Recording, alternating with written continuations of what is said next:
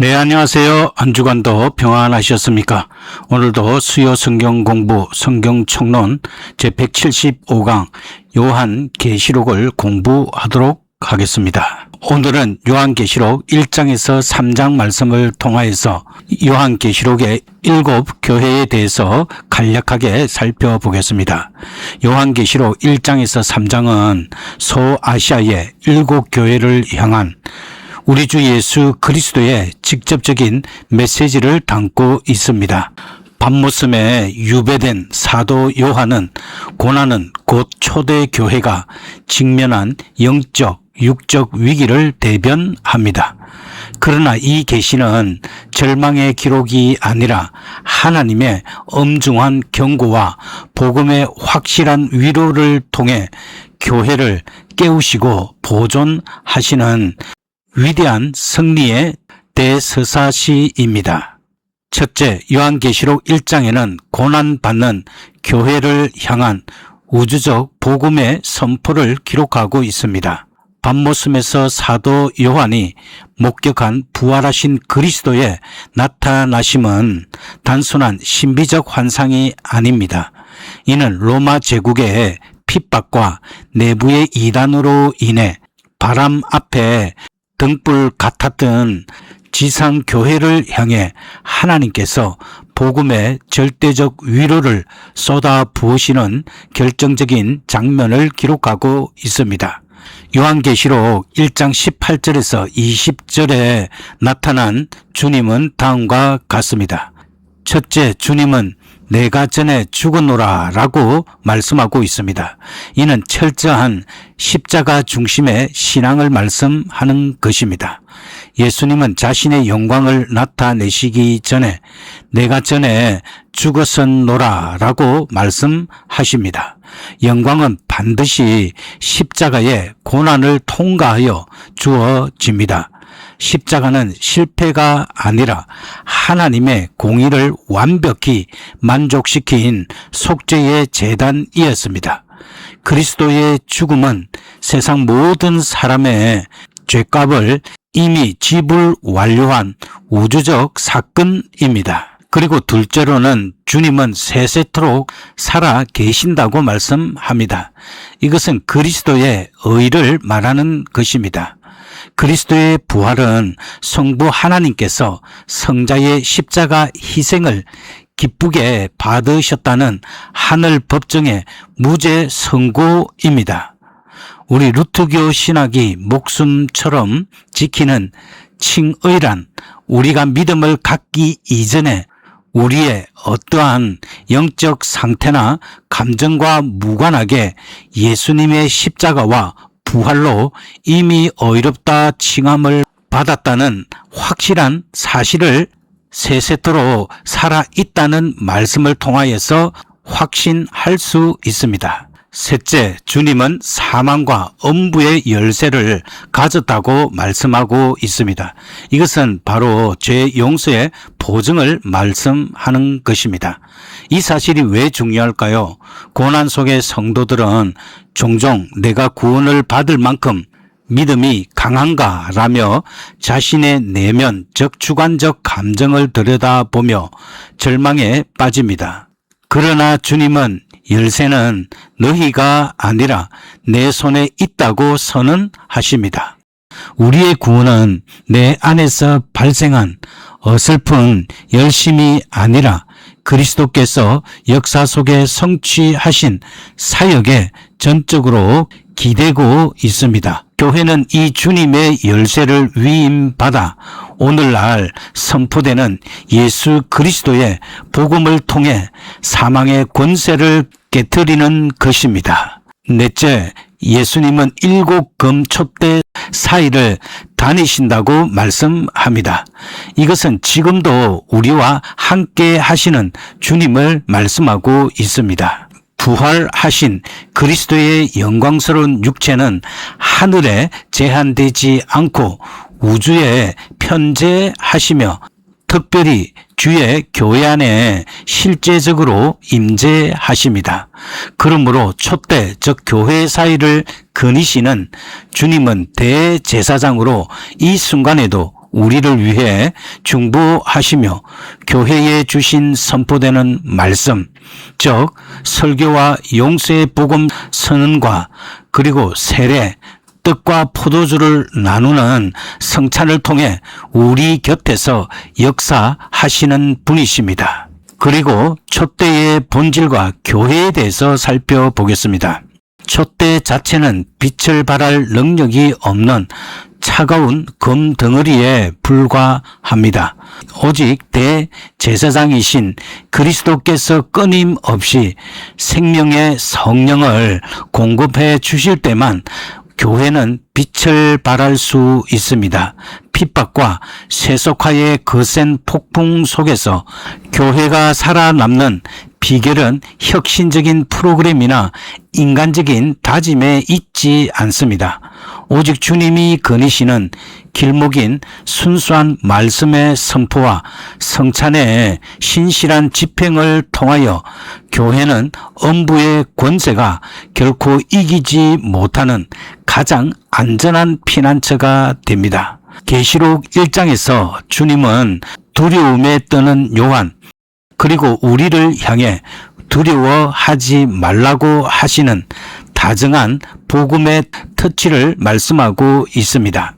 내 감정이 요동치고 교회가 세상의 조롱거리가 되는 것 같은 순간에도 우리의 시선을 내 안이 아니라 7 촛대 사이를 묵묵히 거니시는 그리스도께로 고정해야 합니다. 주님은 이미 사망을 이기셨고 지금 예배의 자리에 주님의 참된 몸과 피, 즉 성찬을 통하여서 우리와 물리적으로 살을 맞대고 연합하고 계십니다. 이것이 계시록 1장이 선포하는 십자가의 복음입니다. 이제 두 번째로 요한계시록 2장과 3장에 나타난 7 교회를 살펴보겠습니다. 먼저 5 교회에 대한 책망을 살펴보겠습니다. 5 교회는 에베소, 버가모, 두아디라, 사대, 라오디게아 등 5 교회를 향한 주님의 맹렬한 책망은 결코 그들을 파멸시키기 위한 저주가 아닙니다. 하나님은 생명, 즉 복음을 주시기 전에 반드시 옛자를 죽이는 작업을 행하십니다. 이 책망은 인간의 교만과 자기 의를 산산조각 내는 것이며 오직 그리스도의 은혜만을 붙잡도록 그들을 십자가 앞으로 몰아세우는 거룩하고 무서운 하나님의 사랑의 행위입니다. 이 5 교회는 참된 교회의 표지인 복음의 심장이 멎었고 가시적인 종교로 전락한 교회들이었습니다. 즉, 이 5 교회의 치명적인 병폐는 교회의 외형은 유지했으나 교회를 교회되게 하는 본질을 상실했다는 데 있습니다. 루트 교회의 아우구스부르크 신앙 고백서에는 참된 교회는 순수한 복음이 선포되고 성찬이 신실하게 바르게 집행되는 곳이라고 정의합니다. 이것이 훼손될 때 교회는 생명을 잃습니다. 첫째, 예배소 교회에 대해서 살펴보겠습니다. 예배소 교회는 이단을 척결하는 정통 교리는 잘 사수했으나 처음 사랑을 버렸습니다. 우리 루트 교회는 처음 사랑이란 감정적 뜨거움이 아니라 값없이 믿는 자들에게 주어지는 이신칭의, 즉 복음 그 자체를 말합니다. 복음의 간격이 식어버린 교리 수호는 차갑고 정죄하는 바리새적 율법주의로 전락하게 됩니다. 둘째, 버가모와 두아디라 교회에 대해서 살펴보겠습니다. 이 2 교회는 종교적 혼합주의에 빠진 교회를 말합니다. 발람과 이세벨의 교훈을 용납한 것은 단순히 도덕적 타락을 넘어선 문제입니다. 하나님의 진리의 말씀에 경계선을 허물고 세속적인 가치관이나 이방 종교의 풍습을 교회 안으로 끌어들여 복음의 순수성을 혼탁하게 만든 치명적인 영적 간음입니다. 그리고 셋째로 4대 교회를 살펴보겠습니다. 4대 교회는 죽은 행위의 신앙을 가진 외식주의에 빠진 교회를 말합니다. 우리 주님은 4대 교회를 살았다 하는 이름은 가졌으나 죽은 자로다 라고 말씀합니다.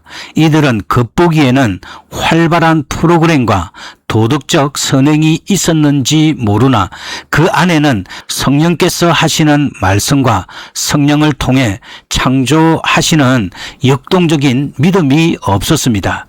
인간의 열심으로 쌓아 올린 종교적 바벨탑의 허상을 주님은 정확하게 찌르고 계십니다. 네 번째는 라오디게아 교회입니다. 이 라오디게아 교회는 영광의 신학에 심취한 교회였습니다. 주님의 라오디게아 교회를 향한 책망은 종교개혁의 신학의 정수인 십자가 신학의 관점으로 볼 때 가장 극적으로 잘 이해할 수 있습니다. 라오디게아 교회는 나는 부자라 부요하며 부족한 것이 없다고 자부하였습니다. 루트는 하나님을 고난과 십자가가 아닌 세상적인 성공, 부, 권력, 인간의 성취 안에서 찾으려는 태도를 영광의 신학이라고 정죄했습니다. 이들은 지상의 교회가 마땅히 걸어가야 할 고난, 즉 십자가를 회피하고 스스로의 힘과 소유로 영광에 도달했다고 착각한 괴물 같은 교회였습니다. 주님은 영광의 신학에 취한 라오디게아 교회에게 율법의 거울을 들이대며 내가 눈 먼 것과 벌거벗은 것을 직시하게 하십니다. 그리고 라오디게아 교회를 향해 세 가지 은혜의 처방을 주십니다. 첫째는 불로 연단한 금을 사라고 말씀합니다. 환난과 십자가를 통과하여 오직 그리스도만 의지하게 되는 참된 믿음을 가지라고 말씀하고 있는 것입니다. 둘째는 흰옷을 입으라고 말씀합니다. 나의 헐벗은 도덕적 행위를 덮어주시는 그리스도께서 십자가에서 완성하여 우리의 수치를 덮어주시는 주님의 의의 옷을 입어야 함을 말하는 것입니다. 셋째는 안약을 발라라 라고 말씀합니다. 스스로 진리를 깨달았다는 교만을 버리고 오직 성령께서 말씀을 통해 조명해 주시는 참된 영적인 눈을 떠야 합니다. 결론적으로 5 교회를 향한 이 준엄한 책망은 오늘날 자본주의적 물량주의와 결탁한 현대교회를 향한 매서운 고발장입니다. 오늘날 교회의 크기, 헌금의 액수, 사회적 영향력으로 하나님의 축복을 가늠하는 성장지상주의와 기복주의는 라오디게아 교회의 환생입니다. 또한 목회자의 개인적인 카리스마나 인간적 제도를 의지하는 교권주의 역시 주의 신실한 말씀 선포와 신실한 성찬 시행이라는 교회의 표지를 중심에서 밀어낸 심각한 배교 행위입니다. 오늘날 교회의 유일한 개혁의 길은 믿음으로 의롭게 되는 이신칭의의 신앙을 회복하는 것과 그리고 회개의 삶이 중심이 되어야 합니다.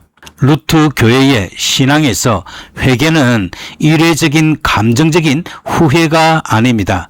회개란 매일매일 자신의 영광을 좇는 나의 옛 아담을 죽이고 오직 그리스도의 의만을 옷 입어 새 사람이 되어야 함을 강조합니다. 교회가 살 길은 세상의 방법론을 도입하는 것이 아닙니다.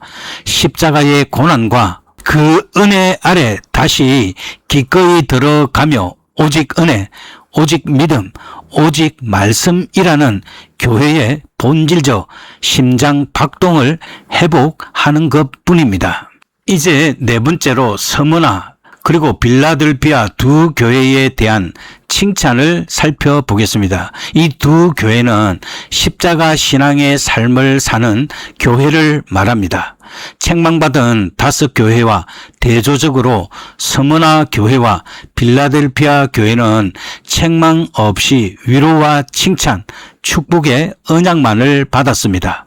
이 두 교회는 종교개혁자 루터가 강조한 십자가의 신학을 몸소 살아낸 참된 교회의 표상입니다. 이 두 교회는 첫째, 고난 속에 감추진 그리스도의 능력이 나타났습니다. 스무나 교회는 극심한 환난과 궁핍 속에 있었고 빌라델피아 교회는 적은 능력을 가진 연약한 교회였습니다. 세상의 눈, 즉 영광의 신학으로 보면 이들은 실패한 개척 교회에 불과했습니다. 그러나 주님은 스무나 교회를 향해 실상은 내가 부요한 자니라 라고 선언하십니다. 이들은 자신의 인간적인 힘이나 화려함을 의지하지 않고 오직 하나님의 말씀에 굳게 뿌리를 내렸기 때문입니다.